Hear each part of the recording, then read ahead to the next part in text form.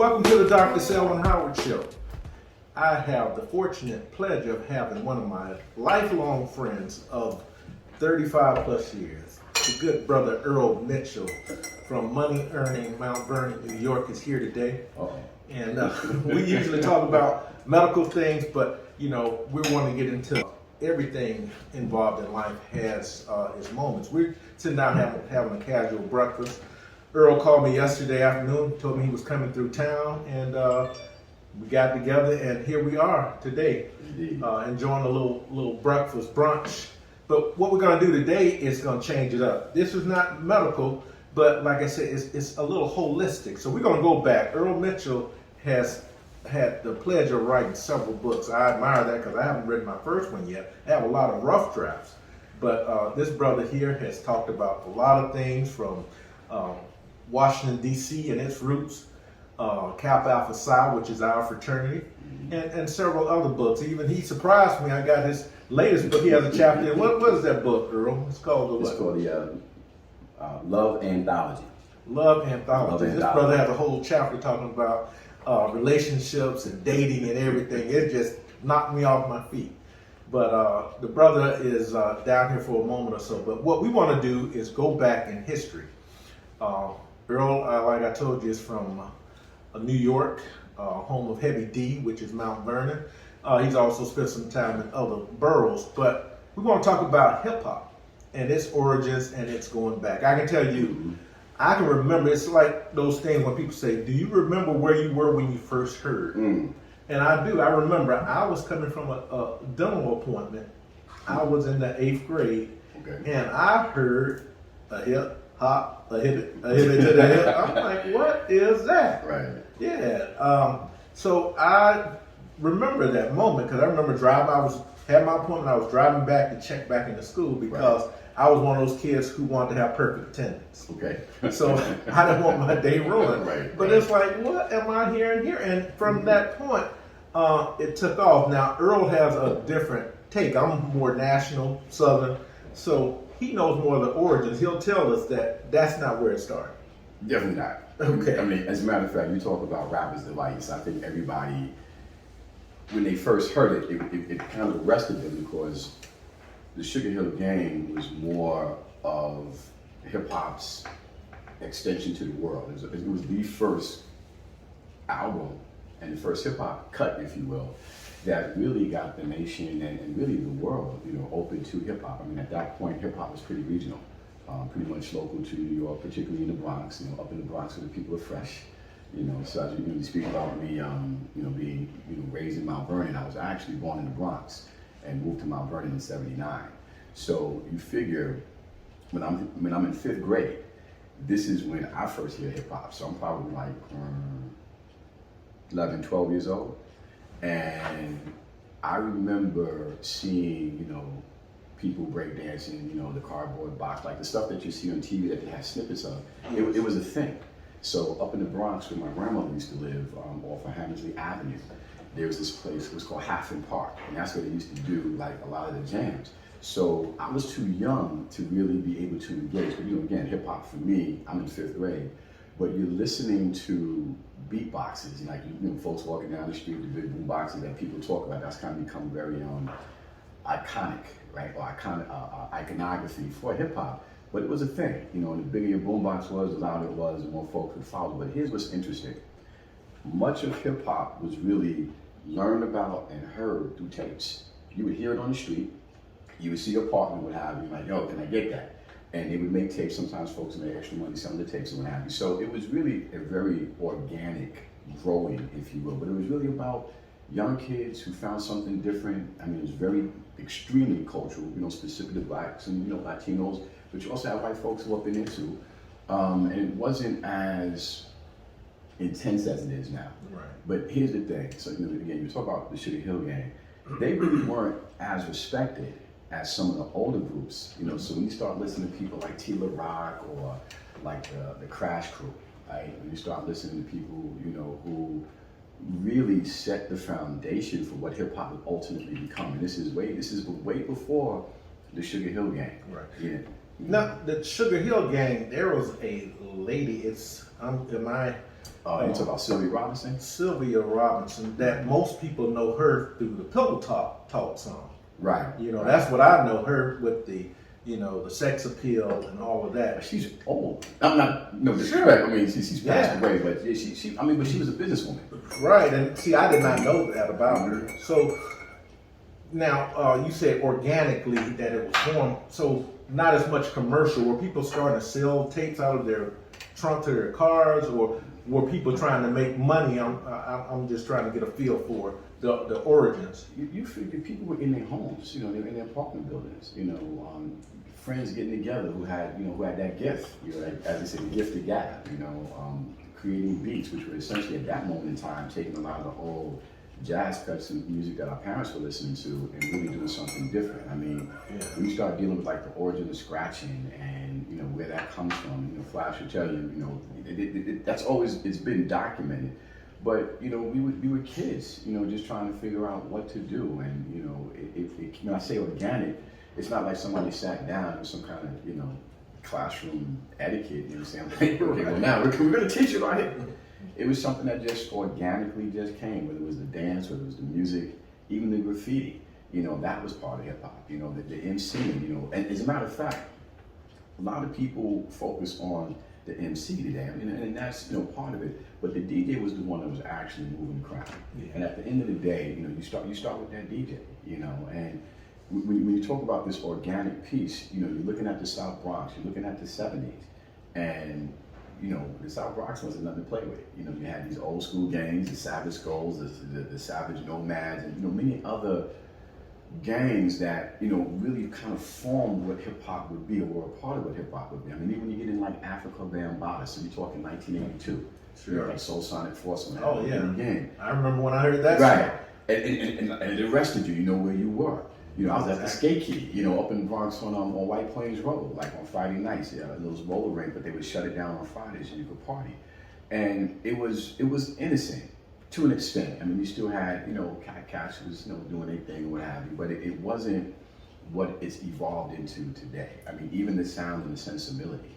So, but that organic piece, I mean, you're talking about a cultural understanding in terms of who we are, people of African descent, in a space where opportunities weren't being extended. So you had to create stuff. And hip hop was born out of that. It was born out of that creativity. It was born out of that lack of opportunity. It was born out of a change in New York City. And a lot of people, who are listening to the podcast now might have heard the Bronx was burning. So what that statement means, in the South Bronx, you had landlords who were actually burning buildings to get insurance. Oh, the insurance policy. So that's why the South Bronx looked like it did, and they were burning people out. Yeah. And there were individuals who were living in burned out buildings. Wow. So this is part of that history that oftentimes isn't really told. Now, some of it you can see in a couple of documentaries, but they don't really go into like the political piece. What was happening, to these young folks who were trying to put this music together, and hip hop wasn't loved. They didn't want hip hop. They were like, hip hop was a fad. So Earl, before you go forward, so the pioneers of hip hop. I mean, me from my Alabama roots, heard of Grandmaster Flash and the Furious Five, Kool Moe Dee, the first one who I thought took it to another level as an individual, LL Cool J. But I don't know if those people were more commercialized. Let us know about some of the early pioneers that you say these guys really put it on the map, and before it became a phenomenon. For me, probably one of my favorite groups would be the Crash Crew. I mean, this is somebody that people don't really talk about anymore. I mean, these are individuals that when you listen to their music, I mean, they had like this whole harmonized kind of flow. I mean, it wasn't just the manner in which they rap, but they had like what we would call routines. And like, this is the way we harmonize, and like behind that, you would have an MC come in and kind of, rap on top of that. But there was this kind of an interplay, particularly with like the Crash Crew. I mean, they really, took it to a particular level. Now you talk about Kool Moe Dee. Kool Moe Dee is the one that brought lyricism, like a true level of lyricism, and this is just my opinion, to the game. So before Kool Moe Dee, you had folks who know the hip hop, the hip hop. Crash Crew wasn't like that. Funky Four wasn't like that. But you had a guy named Busy B. Who would MC, but it was more Bob Diddy Bob, the Bob Diddy, that kind of thing. But Kumo D brought a particular type of lyricism that was different, and it elevated hip hop. And there was a battle between Busy B and Kumo D, where Busy B went on first. He was like Bob, Bob, Bob, Bob, and so he's doing. But then Kumo D came on and ripped him. And it was, and like that whole, the masculinity, the whole takeover, I'm gonna crush you kind of thing. Sure. Kumo D came in and like lyrically gave something that had not been seen before, at least at that level in that moment. And that, to me, was a turning point in hip hop. But you ask about those who had come before. You think about Kool Herc and the jams that were being done, in the Bronx. And I forget the apartment building, the number, it's like 520 Sedgwick, I think. And that building is still standing, where they used to have parties and stuff like that. And, these are the pioneers. These are people that, they talk about. But when you look at some of the groups who are out there, when I say everybody was trying to be an MC and a DJ, everybody was trying to be, you would pull your money together, buy bits and pieces of equipment, get your turntables, your crossfade or whatever. But it was really a moment in time where the country was changing. Sure. We were changing, and here's what's interesting. So even with hip hop, there was this intersection where you even had this whole punk culture that was on the rise. So there was, so when you go downtown to like the Village, there were places where we wouldn't necessarily party at. So as I'm getting older, so I'm not at the front house. I'm at the Latin quarters. Maybe the Palladium in the garage a little bit later. That was more on the house tip, more club music, if you will. Sure. But when you start looking at where we would party, where we were allowed to party, like Harlem World was a major space where you would go and hear all this music. Now, mind you, I'm a little young to go to a Harlem World, okay. but this is where these groups would come and showcase their style, and oftentimes it wasn't just wearing a Kango or what have you, but folks would have on suits and what have you, bow ties, because there was a certain level of class and sophistication that some of these groups were trying to get across. So as I mentioned the Crash Crew, I mentioned the Funky 4 plus one more. There's some that are escaping me because I'm getting old in the midst of this podcast, right? But there's a whole bunch of groups that really don't get the notoriety that they should get. Getting back to our very interesting discussion on the origins of hip hop, we left off talking about some of the early pioneers of the movement. A couple of questions I wanted to ask Earl was two things. Us from other places of America, we hear about the different boroughs, Queens, Bronx, Brooklyn, and I want to know about were there rivals who set themselves up because of their origins of which borough they were in, and also this is a two-part question. Second part question: we know that hip hop probably started underground. When did it start making it to the radio stations? Were they doing mainstream times? Was it after 12 o'clock midnight? Different things like that. Tell us what was going on back then. You had a few things going on. I mean, hip hop was definitely underground. They weren't playing it mainstream by any stretch of the imagination. So I mean, much of it, particularly pre 79, 77, 76. I mean, when you start talking about like the pioneers of hip hop and which boroughs are doing what. So I'm gonna kind of go back really quick to some of the pioneers. So you had like the Crash Crew, Funky 4 plus one. Let me see, who else do we have? We got Sequence, who was one of the first female hip hop groups before, Salt and Pepper and some of the other folks, JJ Fad and what have you, come out later. And interestingly enough, with Sequence, you had a woman by the name of B. Angie B, who would become the Angie B of the whole neo soul revival, who was in Sequence. And again, she's a hip hop pioneer. I don't think a lot of people realize that. You had the Crash Crew, which is one of my favorite groups, and we were talking about what is that? Rapper's Delight, right? Yes. So Big Bank Hank, who was one of the, Big Bank Hank, Wonder Mike, and Master G. Right. So you had rhymes that were written for Big Bank Hank that were not his. That were not his, and those lines, if you will. It was a brother by the name of Casanova Fly, right? And so he goes, when I'm the CASN, the OVA, and the rest is FLY, because I go by the code of the doctor of the mix. These reasons I'll tell you why. That line, yes, was somebody else's. Okay. So he bit everything. And for the people who really knew hip hop, I'm not gonna say the Sugar Hill Gang wasn't respected, but they were a commercial group. You were talking about Sylvia Robinson, Yes. who started Sugar Hill Records. She went to a pizza shop and like kind of recruited. Oh, wow. But listen, this history's already been documented. But they were a put together group. It wasn't where we talk about it being organic. You got guys in the Bronx, Queens, Brooklyn, Harlem, kind of coming together. Who's nice, be friends. Going to pitch you money to get some equipment to make some music or rock at a party, what have you. The Sugar Hill Gang is what introduced hip hop to the world. That's correct. But prior to that, you had a whole bunch of other people, known and unknown, who used to rock at these parties back in the day in the park. So you have that as its beginning, but I give much deference to like the Disco Four, much deference to the Crash Crew. These are individuals that really set the precedent for what hip hop would become. Something like, so after you have those individuals, like you talk about the Crash Crew, Funky 4+1. So you're talking like between 1976 to about 79. So between 79 and 81, this is now where there's a proliferation of different groups that are coming out. Then you have Rappers Delight that really opens up the door. Then you have Run DMC that starts to come out, who now takes hip hop to a whole other level, because now when we talked about being organic, the way that they dress, right? You're rocking the Lees, you're rocking the Adidas, you're rocking the Kangol, the Gazelle glasses. Now that's hip hop. But even with Run DMC, that was a throwback to what hip hop really was.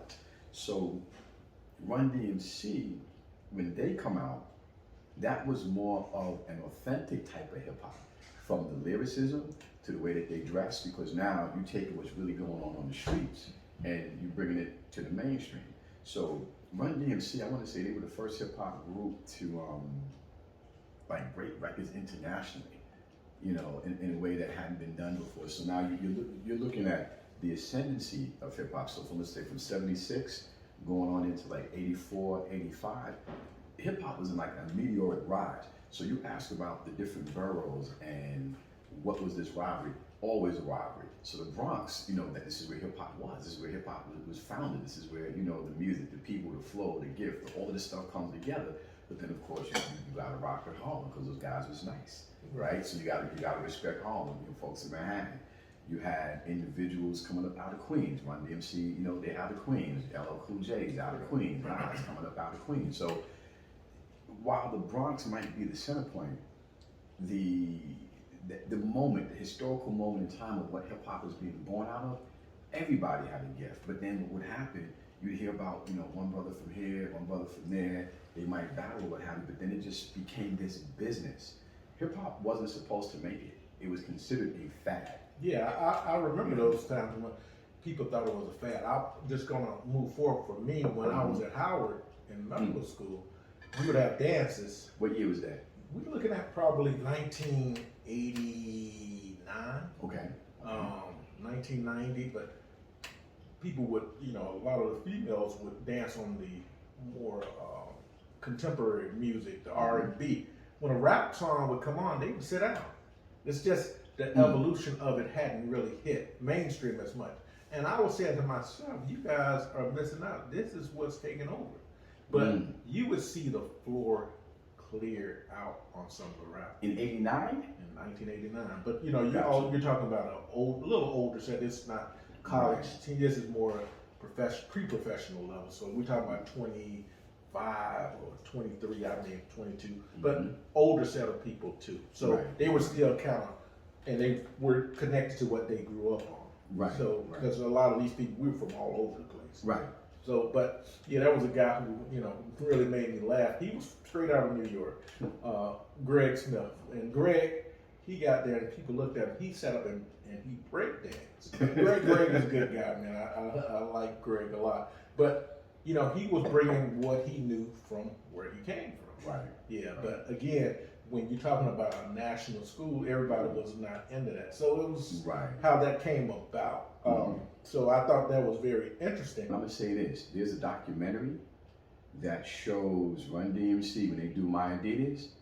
and they took off their Adidas. Like, everybody hold up your Adidas, and literally almost everybody in that frame of that documentary takes off their Adidas, and they waving their Adidas in the air to my Adidas. You know, that whole thing, right?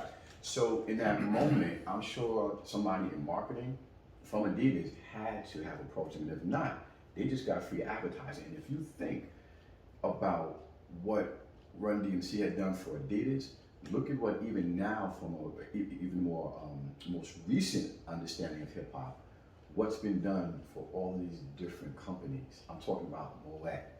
I'm talking about Gucci.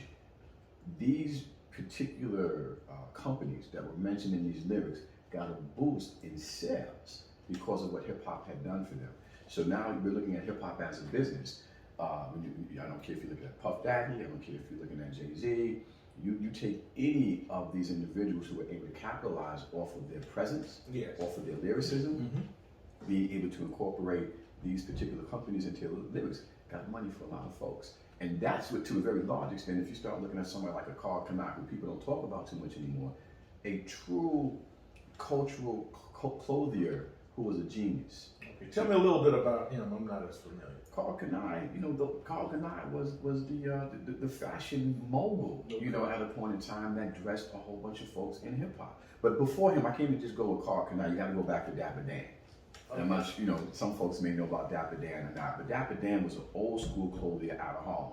And he used to make, let's say, clothing that had like Louis Vuitton, Moet, and what have you. So he would dress everybody, Rakim, Salt and Pepper, Heavy D, everybody. But what happened, his clothes became so famous, but he didn't get any licensing to make the clothes that had the trademark, clothing, if you will. And he ended up getting shut down by a lot of people. But he was such a fashion mogul, and fortunately, he's gotten his roses in this moment. I mean, he's had a lot of showings about his clothing. I want to say that maybe the Met might have done something for him. Okay. But he does get the acknowledgement of being this fashion icon prior, to some of these other individuals, like Carl Kanak. Okay. But this is important because that's the business side. Right.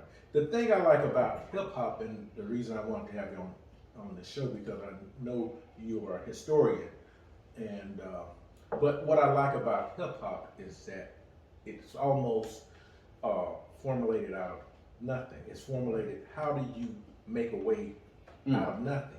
A lot of these people, Jay-Z comes from the projects, and now he's a multi-billionaire. But where did it start from? That's the part that I really respect, that these guys turned something that's hip-hop that a lot of people would have discarded in a traditional sense into this multi-billion-dollar operation.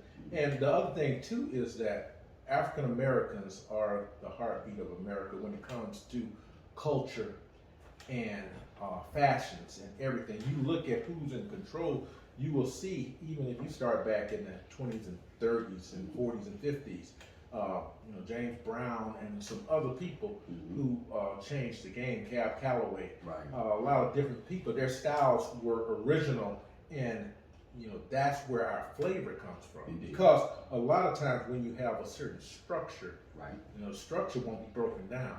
These people play a little tap outside of the structure, and that's where you get your feel from.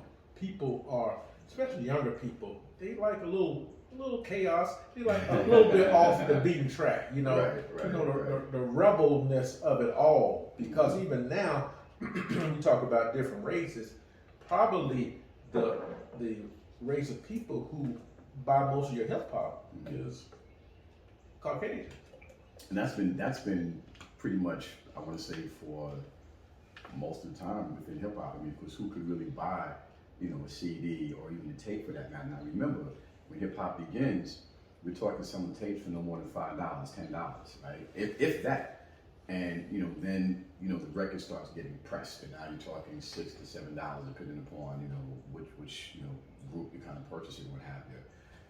You talk about this whole heartbeat, African Americans or African American music being the heartbeat of America.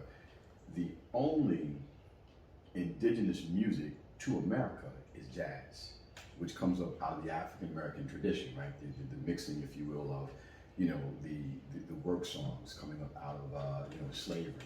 You start looking at those Negro spirituals. Yeah. You start looking at now the advent of R&B coming up out of this very spiritual space, and then it's morphing into what it is that we have today. We're talking about how Chuck D would say that hip hop was the CNN the black community, or CNN in the world. But that's because our experience has always been documented through lyrics.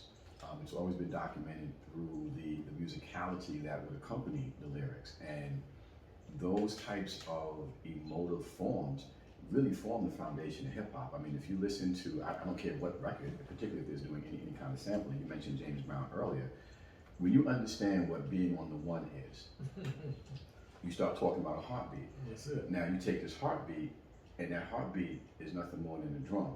You deal with the drum, because again, you got the drum machines that's making these beats for hip hop, but you take that drum, you gotta go back to Africa. So you're talking about this particular foundation coming up out of a continent where enslaved people were brought to a country who had to learn a foreign language, but yet maintain some level of significant remembrance from whence they've come. There are things that within hip hop, and just within the African community, that we remember that we don't even understand, based upon the aesthetics of movement, Yes. the aesthetics of music, the aesthetics of how we see and how we do that oftentimes hadn't been written down because we're very oral people, right? It's always about the griot, from mouth to ear. So hip hop is very much that. It's the mouth to ear. It's the call and the response. When I say hip, you say hop, right? So again, these are things that are so implicit to the culture of who, not just of who we are, but then who we've become and what we've extended from a cultural perspective in this country musically. Folks, we listen to Earle Mitchell, aka the poet, and he's in full regalia and in full effect this morning. So, so bring us on up through the 80s, 90s. You talked about Eric B. and Rakim, Right. even Will Smith, who was out of Philly, and but you mentioned something before we were in break about how it wasn't the rapper, but it was Eric B. It was the DJ, Right. who was more popular at the time. So give us a little history about that. So just real quick, you got to deal with those 5 tenets of hip hop, and hopefully I won't forget what they all are. So you have the DJ, you have the MC, you have graffiti, and I'm missing the last two because I'm in my mid-50s and I forgot what the last two are. Dance or anything like that? that? Break dancing would be the fourth one, and I did say graffiti. I can't think of what the fifth tenet is. But the DJ was the one that moved the crowd. The DJ was the individual that really set the tone. And it's the music that would move the people, but then you had somebody who would get on the mic, the MC, which of course stands for Masters of Ceremony. But that whole idea of a master of ceremony became this whole, it was a flow. It became a thing. So you would have, somebody would get on the mic and kind of, maneuver the crowd, kind of accent what the DJ was doing, but then the lyricism started to come about. So whether we're talking about like Busy Bee with the bob, diddy bob, the bob, the bob, diddy diddy, and anybody that hears that knows that cadence right there, that's a thing. But that's like that origin of hip hop. But when you start talking about, like the Crash Crew and the Funky 4 plus 1 more, and you start listening to what they were saying and how they were putting these particular, what you would call routines together, I mean, it was a thing. It was this like, wow, did you hear how they came in? You could tell that they really rehearsed. They understood their craft. And it was something, as far as I'm concerned, for those particular groups in the beginning, it became very natural. So now you move from, let's say, a Crash Crew, Funky 4 plus 1 more, the Disco 4. So now that's the beginning of hip hop, right? Okay. And DJ Theodore, when he was an amazing DJ. Let me just say this, and one of my favorites. But he used to cut this record. I think it was called UTFO. These people out of Europe. Okay. But he cut the record so well. It to me, it's like classical music. What are your top 5 hip hop artists from New York? Mm-hmm. And go ahead and let us know and tell us. And I'll ask you some questions, but why are you placing these people? So to me, as somebody who's an observer, but distant. I think to me, my number one hip hop artist of all time is LL Cool J. Okay. And the reason I say that is that he took it to another level. He, to me, was the first individual. You used to have hip hop and you had groups. Right. But LL had the bravado, you know, he had the Kango hat, he had the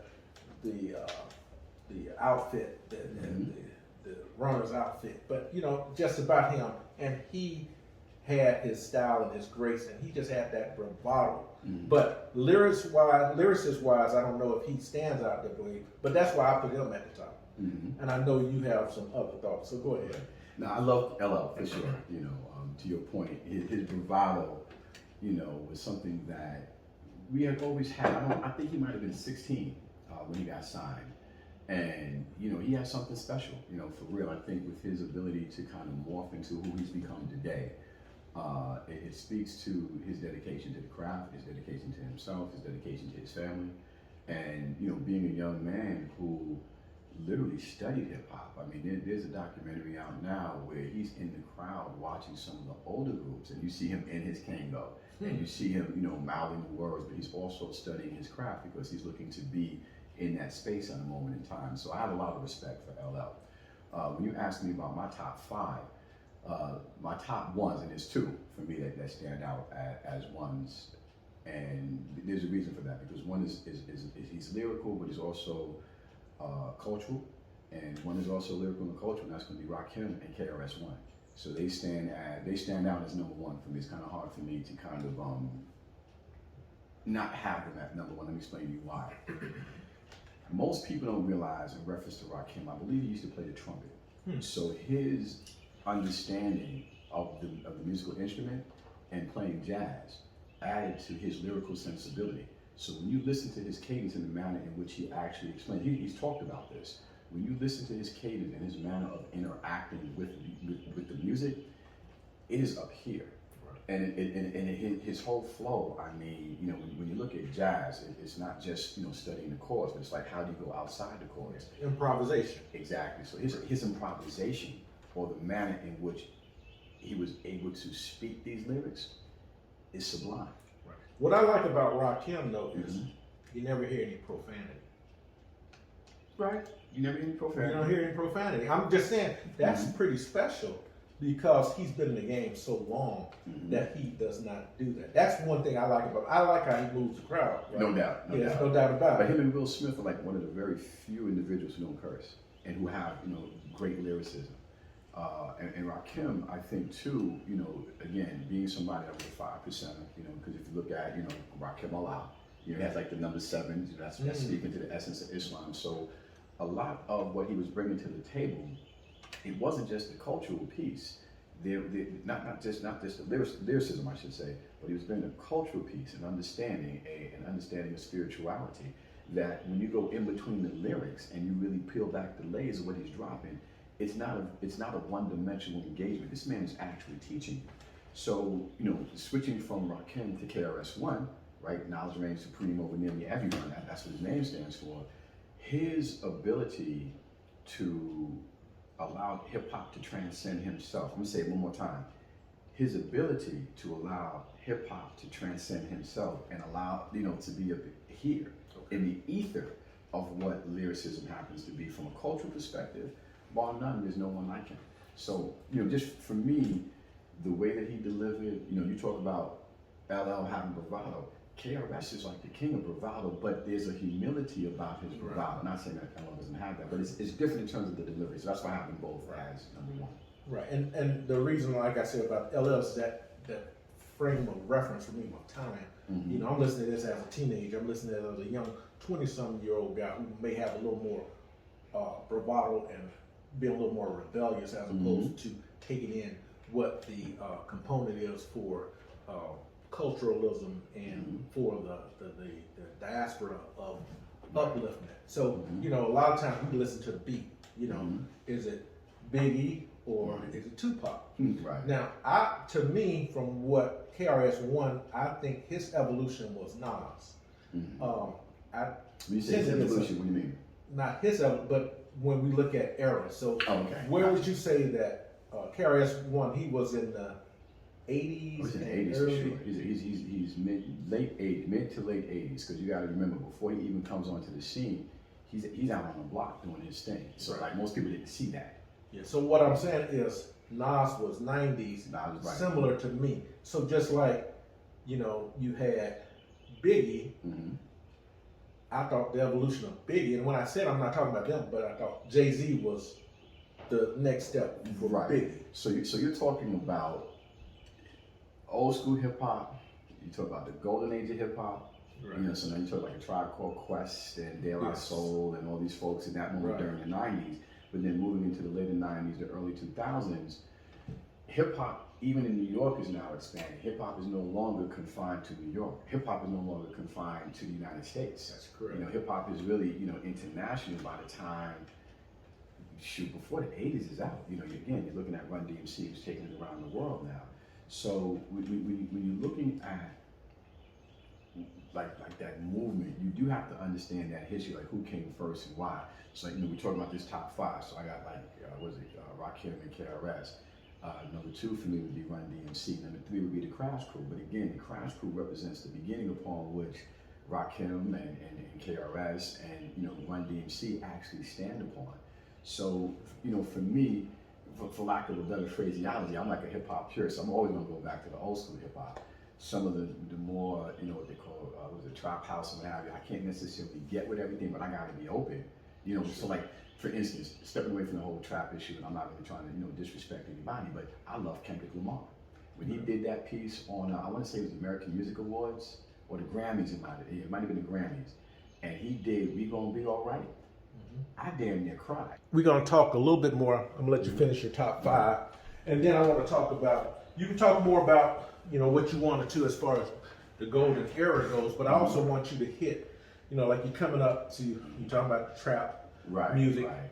And I want you to talk about the industry itself, like how it's been taken over. It's no longer, it's been so commercialized that it's lost its authenticity. Right. And it's also lost its moral compass. You know, because Interesting. back then, still a lot, you know, some stuff was foul, okay, Right. but it still had a moral. You had a KRS-One who got traction. You know, you had a Nas who got traction. But now, Kendrick Lamar, J. Cole to a degree, Right. but they are really on the exterior. Right now on the exterior, when they were actually, you know, the point in the circle at a point in time, but hip hop is moving so fast and it's morphing in such ways where, depending upon who, you know, the leader is saying, hey, this is who you need to follow in terms of who's getting more airplay. But even now, even in understanding that, it's not just listening to the radio. You have all types of streaming services, and you know these numbers are being looked at, and you know who's certified gold, who's platinum, who's diamond, who's this, that, and the other. But the authenticity is always going to come from the underground. So you can be whoever you want to be, but unless you can really get that that nod, you know, from the community, it really doesn't matter how much money you're making. It doesn't matter how many, you know, stuff that you sell. There's people that we don't know about who actually recognize or are recognized in a much more respectable manner than those who are actually seen, you know, in the forefront of the news and what have you. But you know, the top five for me, I think I said Rakim, KRS, Run DMC, Cold Crush Brothers, which would be number four, but I said as well, they represent the foundation of hip hop, and it's kind of hard, you know. I could say an LL Cool J because of what he did to the game in reference to not just his lyricism, but I want to say he was one of the first hip hop individuals who actually dealt with love songs. So I mean, he came with a whole other kind of thing, if you will, that other groups, right? Because you had that hard piece, but then he also had something that was specific for women. So that kind of appeal and understand, I don't know if that was his doing or if that was something that, you know, Rick Rubin said, hey, you might want to do this. You know? So yeah, Rick Rubin, yeah, that's a guy who is really behind the scenes guy for hip hop. Well, and it's interesting. So Russell Simmons, right, who is you know, part of one of the brother of 1/3 of the group Run DMC. Correct. Yes. I want to say his college roommate was Rick Rubin. Wow. And this is how Def Jam was started. So Rick Rubin, you know, and again, I'm not saying anything that hasn't been, you know, already documented or anything, so there's no real, you know, great moment I'm about to share. But yeah, he is a heavy respected individual as it pertains to hip hop. I mean, anybody who wanted to become part of Def Jam had to come through him, and of course through Russell Simmons. But he was, you know, one of the foundational aspects of hip hop, particularly coming into the 80s and with what, you know, Rush management and everything would ultimately become. So he's someone to be known, you know, and there are a lot of individuals that have to be known, but his name, you know, for those who understand and know the history of the game, his name is there, and it is cemented as, you know, one of the premier individuals to allow hip hop to proliferate. And a lot of times we know that people behind the scenes are really cashing in, whether Yes. it be the writers or whoever, the promoters. That's where a lot of the money is, and understanding that. But so, you know, you talked about your list. I didn't hear Biggie. I didn't hear Jay-Z. I didn't hear Nas. And what's your take on those? I mean, I love this. So when you say Jay-Z, you say Nas, you say Biggie. So for me, you know, you got this whole golden age of hip hop. I mean, you got to throw in like a Tribe Called Quest and, you know, De La Soul. I mean, Q-Tip. Love Q-Tip. You know, love his phraseology. You know, the 5 footer. You know, Fife Dog. You know, you gotta have them up in there. And then even coming up out of the West Coast, you know, there's so much that was going on out there too. So you figure the 90s, like the 89 through like, let's say 97, 98 was a magnificent moment for hip hop. Whether you're talking about, you know, the rise of gangster rap or what they started to be gangster rap, which in many instances was, I don't want to say it was necessarily counter, but it was counter to kind of some of the messages that were actually being sent out. So that's something to actually really be mindful of. And when you look at what hip hop was morphing into in that moment, the flow was different. The music, the musicality, you know, these folks were straight up digging in the crates, you know, trying to figure out, hey, how do we bring something fly, you know, to the ears, you know, of the listener. Now, let me hit you with something a little more sobering with hip hop. The name C. Dolores Tucker. Ah, yes. right. What do you think about how she was looked upon by the hip hop world? And do you think it was, in retrospect, Right, in retrospect. do you think that was justified? So to deal with C. Dolores Tucker, you have to deal with what was going on in hip hop, and she was really dealing with the language that was being, you know, heard, you know, through hip hop. Specifically, when you start talking about the group with Uncle Luke coming up out of Miami, right? Yeah. And Two Live Crew. Of course, the Two Live Crew. When you start looking at some of the lyrics to, like, you know, Be So Horny. I mean, hey, we all dance to it, you know, it had a nice little, you know, thing to it. It's all about the beat. But here's what's interesting. So C. Dolores Tucker and many others, you know, they had the steamroller, they steamrolled over all the records and what have you that they felt were disrespectful, and they were essentially trying to censor hip hop to an extent. So I do believe in free speech, and I do understand where they were coming from. So I'm younger in that moment. See, Dolores Tucker is a little older, you know, and I get her sensibility. But what the Two Live Crew essentially did was to bring the understanding of what free speech in America is all about. And most folks don't realize that what C. Dolores Tucker pushed, and the fact that there were some lawsuits that went toward the Two Live Crew, it made it all the way to the Supreme Court. And the Two Live Crew actually won. And it allowed free speech to continue in the manner which we have today.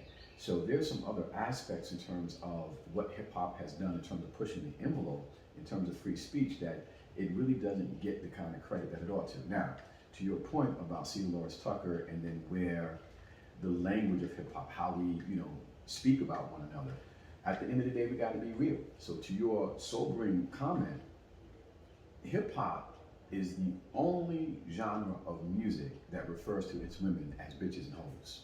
There is no other genre of music, whether it be country, whether it be R&B, you name the genre, it does not disrespect their women in the manner in which hip hop has. So there's something within the psyche of hip hop, which is within the psyche of the individuals who bring hip hop to the fore, that we do have to deal with from a cultural perspective. And in terms of engaging that cultural perspective, it's about recognizing what is it that we've been through that has allowed us to even verbalize in that particular manner. And if you're talking about using the N-word, how does that, and how has it given rise to other people being comfortable with utilizing the N-word, even though it's a so-called term of endearment that we have so-called taken back? In doing that, language is everything. Language can either free or language can incarcerate. So when you look at and understand what the potentials and the possibility of what hip hop has been and what it can become, it's all based upon the word. The word as it is made flesh, the word essentially brings things into fruition. And unfortunately, there has been a lot of chaos. If I'm a drug dealing, gun toting, flying off, excuse the expression, that's what I'm bringing into the world. Now, I got this bravado, I got this, this testosterone. So now I'm having beef with somebody over here. So now I'm gunning for you. So now we still got these inner wars. We got these hip hop wars. We're now utilizing social media. A young man who's making money, he's on Facebook Live, but then some folks know where his location is, so now they run up on him and they shoot him up.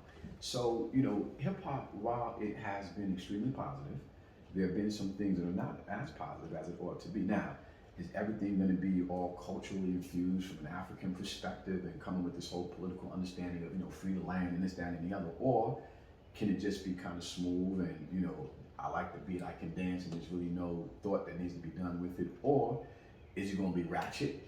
Is it going to be disrespectful? And it's not just, the men that speak disrespectful about the women. You also have women who are also ratchet who come with that too. So there's a lot that we have to really unpack and deal with in terms of what is it that we have now? What has it morphed into? Because it's no longer ours. Right. It belongs to the world. So. Right, and I think a big portion of that is monetization. Yes. Monetization controls everything. Mm-hmm. Dollar bills, y'all, right? right. Cash rules everything around. That's right. So I think we morphed, unfortunately, into a current situation where money, in the Bible it says a few things. Me and my wife once read, money healeth all things. Right. But also, money is the root of all evil. So right. To me, that's almost like the current internet. Okay. Where you have things that very positive about it, but there's also that dark side. So, you have the yin yang of life that is cyclical, and people have been talking about it for generations. Right. But it just has morphed itself into our current situation. So we have a lot of things to think about, but people are hungry. They're looking for how do we get out of this current situation by any means necessary, and that's taking on a whole different spin. Mm-hmm. So, just to your point about the monetization of hip hop, I mean, the monetization's been there since the beginning. I mean, we were talking about Sylvia Robinson, and the whole Sugar Hill Records creation and the Sugar Hill Gang. It was understood that this was an opportunity to make money. So remember, when Rappers Delight comes about, Sylvia Rome creates her company because she recognizes what's going on the street. So she had an ear to what was happening. Creates a group, she starts to monetize. You got Profile Records, you had Jive Records, you had Zamba, Zamba Records. I mean, you had all these different companies that were popping up like right away. And I remember this. I mean, you couldn't even keep counts. Some had come into existence and gone out of existence. Some were still around, and they understood that there was money to be made. So we were talking about how hip hop was being looked upon as a fad. After them checks started rolling through, there was no doubt, right? So, and you figure it's this urban sensibility that was the engine for hip hop, which literally is the engine for America. So when you say that money can healeth all, yes. Money is the root of all evil. That's it. Hip hop represents the best of both worlds, and at the end of the day, from a business perspective, those who understood how to market that. I mean, if you look at Death Row, my name is Death Row. Again, what we speak into existence comes, right? And if you look at the rise and the fall of Death Row, what if it was called Life Row? And I'm not trying to be trite or whatever, but just imagine. But understanding it was the strength of the bravado, it was the strength of the vision that allowed Death Row to become what it was and what it is. So we're gonna cut you off on that note because we can go on and on. Indeed. Curtis Blow. Yeah, right. But we hadn't even mentioned the gentleman that goes the name of P. Diddy, Puff Daddy, and his influence on culture and the rap game and how many people he brought on. Right. But a lot of things. We'll bring you back, Earl. Indeed, man. Hopefully I wasn't too long, man. Oh, Again, not this at all. is a conversation we need to have. Man. I appreciate you, man. Love you. Appreciate you. Love you too, man. And looking forward to more continued conversation. Much success to you. Thanks. All right. On that note, peace. We're out.